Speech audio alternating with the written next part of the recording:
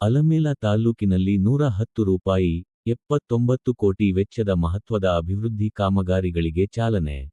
ತೋಟಗಾರಿಕಾ ಕಾಲೇಜು ಹಾಗೂ ಹೈಟೆಕ್ ರಸ್ತೆಗಳ ನಿರ್ಮಾಣಕ್ಕೆ ಮುಹೂರ್ತ. ಅಲಮೇಲ ವಿಜಯಪುರ ಜಿಲ್ಲೆಯ ಅಲಮೇಲ ತಾಲ್ಲೂಕಿನ ಸಮಗ್ರ ಪ್ರಗತಿಗಾಗಿ ಕರ್ನಾಟಕ ಸರ್ಕಾರವು ಬರೋಬ್ಬರಿ ₹110.79 ಕೋಟಿ ಬೃಹತ್ ಅನುದಾನದ ವಿವಿಧ ಯಕೃತ್ತಿನ ಯೋಜನೆಗಳಿಗೆ ಚಾಲನೆ ನೀಡಿದೆ. ತಾಲ್ಲೂಕಿನ ಶಿಕ್ಷಣ, ರಸ್ತೆ ಸಂಪರ್ಕ ಮತ್ತು ಕ್ರೀಡಾ ಕ್ಷೇತ್ರಕ್ಕೆ ಹೊಸ ಆಯಾಮ ನೀಡುವ ಒಟ್ಟು 6 ಪ್ರಮುಖ ಕಾಮಗಾರಿಗಳ ಭೂಮಿ ಪೂಜೆ ಹಾಗೂ ಉದ್ಘಾಟನಾ ಸಮಾರಂಭ ಯಶಸ್ವಿಯಾಗಿ ನೆರವೇರಿದೆ. ಶಾಲೆ ಶಿಕ್ಷಣ ಕ್ಷೇತ್ರಕ್ಕೆ ಬಲ. ₹39.90 ಕೋಟಿಯ ತೋಟಗಾರಿಕಾ ಕಾಲೇಜು ಭವನ. ಬಾಗಲಕೋಟೆಯ ತೋಟಗಾರಿಕೆ ವಿಜ್ಞಾನಗಳ ವಿಶ್ವವಿದ್ಯಾಲಯದ ವ್ಯಾಪ್ತಿಗೆ ಒಳಪಡುವ ಅಲಮೇಲದ ನೂತನ ತೋಟಗಾರಿಕಾ ಕಾಲೇಜಿನ ಮೊದಲ ಹಂತದ ಆಡಳಿತ ಹಾಗೂ ಶೈಕ್ಷಣಿಕ ಭವನ ನಿರ್ಮಾಣಕ್ಕೆ ಅಧಿಕೃತವಾಗಿ ಚಾಲನೆ ಸಿಕ್ಕಿದೆ.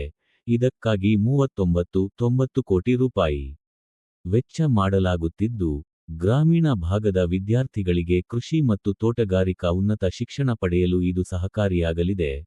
ರಾತ್ರಿಯಲ್ಲಿ ಸೇತುವೆ ಸಂಪರ್ಕ. ಕ್ರಾಂತಿ ಕಡಣಿ ಬ್ರಿಡ್ಜ್ ಹಾಗೂ ರಸ್ತೆಗಳ ಅಭಿವೃದ್ಧಿ. ತಾಲ್ಲೂಕಿನ ಸಂಚಾರ ವ್ಯವಸ್ಥೆಯನ್ನು ಸುಧಾರಿಸಲು ಅತ್ಯಧಿಕ ಒತ್ತು ನೀಡಲಾಗಿದ್ದು, ಈ ಕೆಳಗಿನ ಪ್ರಮುಖ ರಸ್ತೆ ಕಾಮಗಾರಿಗಳನ್ನು ಕೈಗೆತ್ತಿಕೊಳ್ಳಲಾಗಿದೆ. ಬೃಹತ್ ಸೇತುವೆ ನಿರ್ಮಾಣ. ಕಡಣಿ ಗ್ರಾಮದ ಹತ್ತಿರ ₹44.50 ಕೋಟಿ ವೆಚ್ಚದಲ್ಲಿ ನೂತನ ಬ್ರಿಡ್ಜ್ ನಿರ್ಮಾಣಕ್ಕೆ ಭೂಮಿ ಪೂಜೆ ನೆರವೇರಿದೆ. ರಾಜ್ಯ ಹೆದ್ದಾರಿ ಉದ್ಘಾಟನೆ.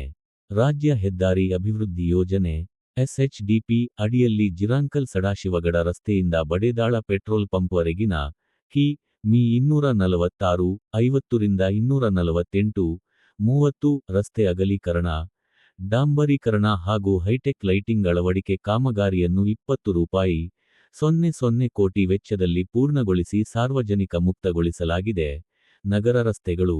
ಕಡಣಿ ಕ್ಯಾಂಪ್ನಿಂದ ವಿರಕ್ತಮಠದ ರಸ್ತೆ ₹1.86 ಕೋಟಿ ಹಾಗೂ ಅಲಮೇಲ ದೇವಣಗಾನ್ವ ಮುಖ್ಯರಸ್ತೆಯಿಂದ ಅಲಮೇಲ ಪಟ್ಟಣದ ಬಜಾರ್ ರಸ್ತೆ ಮತ್ತು ಚರಂಡಿ ನಿರ್ಮಾಣಕ್ಕೆ ₹1.53 ಕೋಟಿ ಅಡಿಗಲ್ಲು ಹಾಕಲಾಗಿದೆ.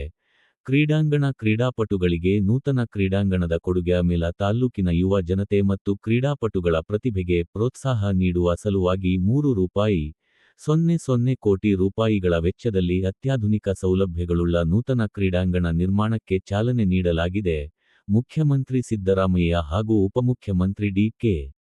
ಶಿವಕುಮಾರ್ ನೇತೃತ್ವದ ರಾಜ್ಯ ಸರ್ಕಾರವು ಅಲಮೇಲ ತಾಲ್ಲೂಕನ್ನು ಮಾದರಿ ತಾಲ್ಲೂಕನ್ನಾಗಿ ಪರಿವರ್ತಿಸಲು ಈ ಎಲ್ಲಾ ಜನಪರ ಯೋಜನೆಗಳನ್ನು ಜಾರಿಗೆ ತಂದಿದ್ದು, ಸ್ಥಳೀಯ ಸಾರ್ವಜನಿಕ ವಲಯದಲ್ಲಿ ಭಾರೀ ಹರ್ಷ ವ್ಯಕ್ತವಾಗಿದೆ.